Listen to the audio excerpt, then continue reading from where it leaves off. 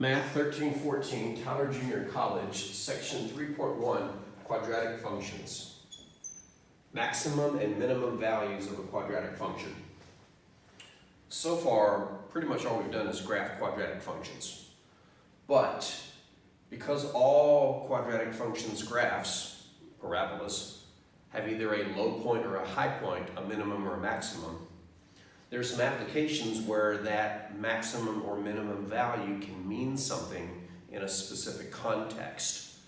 So before we actually get to those applications, I'd like to discuss in general the maximum and minimum values of a quadratic function. This may look like a lot to remember, but all you have to do is remember a picture. If f of x equals ax squared plus bx plus c, then you can say one of two things. Number one, if a is greater than 0, which means the parabola opens upwards, then the function has a minimum value. It's got a low point. Now we know the coordinates of the vertex, or we have a formula for it. The word minimum refers to the lowest y value, and remember that the y value is the output of a function. So the minimum value is f of negative b over 2a. Why is it f of negative b over 2a? Because the coordinates of this vertex are negative b over 2a, comma, f of negative b over 2a. Since the word minimum refers to the y value, then this is the minimum y value, and it occurs at x equals negative b over 2a. In other words, you would go over to x equals negative b over 2a, whatever that equals, and that's where you would locate the minimum value. The minimum value would be the output, or the y value of the coordinate. It's the complete opposite if a is less than 0. Because if a is less than 0, then your parabola opens down, and so you have a maximum value. Now, it's still the vertex, so it's still negative b over 2a, and then the output by substituting negative b over 2a into the function. But the interpretation is just slightly different. Now this function has a maximum value of the y-coordinate of the vertex, and that occurs at the x-coordinate of the vertex. So interpreting a vertex as a maximum and minimum is really easy if you remember two things. Number one, the direction of the parabola. If it opens up, it's a minimum. If it opens down, it's a maximum. That sounds backwards, but the picture justifies it. And number two, the correct interpretation of the coordinates. The words maximum and minimum are referring to the y values, so those represent the maximum or minimum values of the function. Where it happens is the x-coordinate. So for example, we're going to locate the vertex of f of x equals 3x squared minus 9x plus 5, and then we're going to interpret it as a maximum or minimum value. And just for kicks and giggles, we're going to follow up with a real quick, what is the domain range? So first, let's find the vertex. Because this is in general form, we can find the vertex using the vertex formula. X equals negative b over 2a. The b in this function is negative 9, so negative 9. The a is 3, so in the denominator, 2 times 3. So we get 9 on top, 6 on the bottom, and that doesn't divide, but it does reduce to 3/2. Oh goody. I say oh goody because to get the y-coordinate of the vertex, we have to put 3/2 into the function. You know, kidding aside, get over fractions. If you're taking a college algebra class, you've probably seen a fair amount of math. By now, you should be able to handle fractions. I'm not saying you have to like it, but you should be able to handle it. If I substitute 3/2 into the function, I'll get 3 times 3/2 squared minus 9 times 3/2 plus 5. 3/2 squared is 9/4. Minus, and then the rest of it stays the same. The 3 in front, the minus 9 times 3/2 plus 5. Now we have to multiply.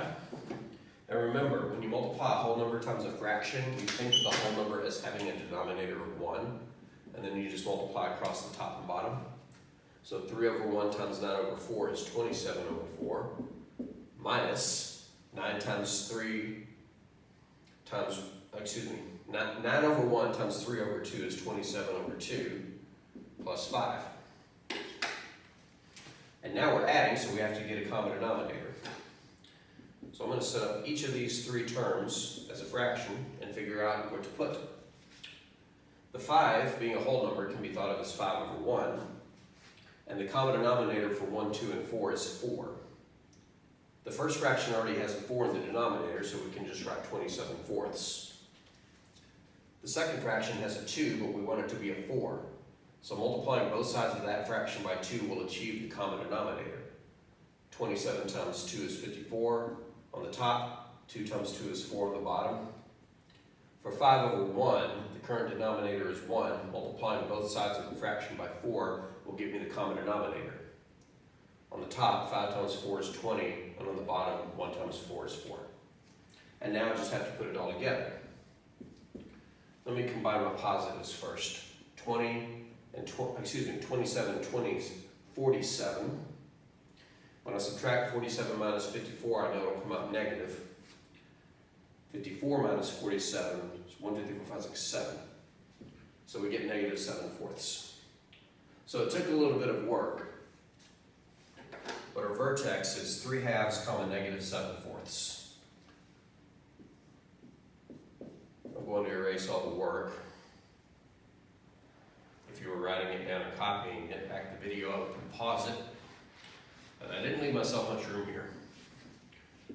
So our vertex is 3 halves, negative 7 fourths. Is this the maximum or a minimum? Because the leading coefficient is positive, the parabola opens up, which means it's a minimum. So the interpretation is the minimum value of f of x is negative 7 fourths. This occurs when x equals 3 halves. So when I go over 3 halves, I'll find the low point on the parabola, and it's down at negative 7 fourths. Now what about that domain and range question that used to be up here and got erased?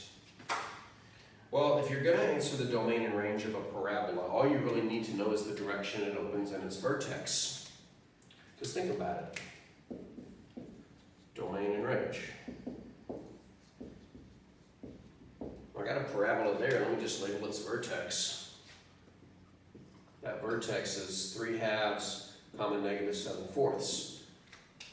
Well, the domain is left to right. It goes forever in both directions. Plus, this has no denominators or square roots to create domain issues, so that's not a surprise. But the range is bottom to top. The lowest this parabola gets is negative 7 fourths, but it goes up forever.